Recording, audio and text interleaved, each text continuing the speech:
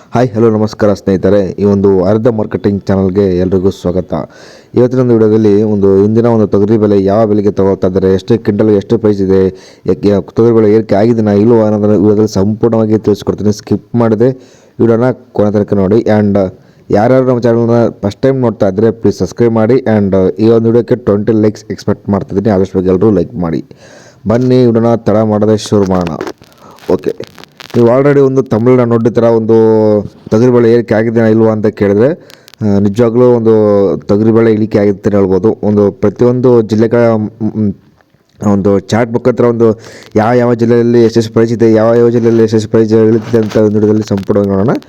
ಈ ಒಂದು ರಾಯಚೂರು APMCಯಲ್ಲಿ ಪ್ರತಿ ಕ್ವಿಂಟಲ್ಗೆ ಒಂದು 7,465 ರೂಪಾಯಿ ಇದೆ.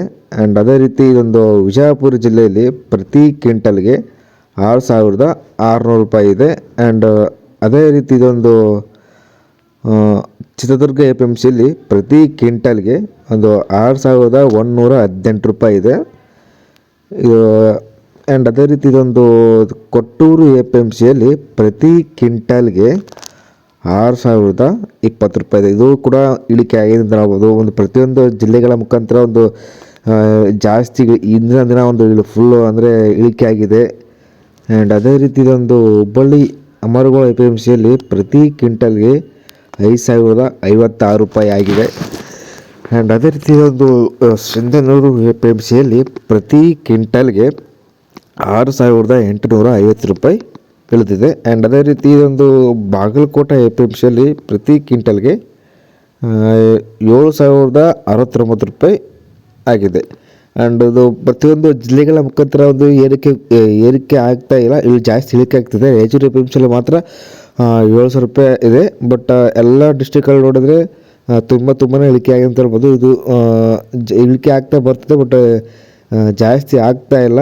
ಬಟ್ ಇದು ಇಂದಿನ ದಿನ ಇಳಿಕೆ ಆಗಿದೆ, ಬಟ್ ನಾಳೆ ಕೂಡ ಇದು ಏರಿಕೆ ಆಗುವ ಚಾನ್ಸಸ್ ತುಂಬಾ ಇದೆ ಅಂತ ಹೇಳ್ಬೋದು.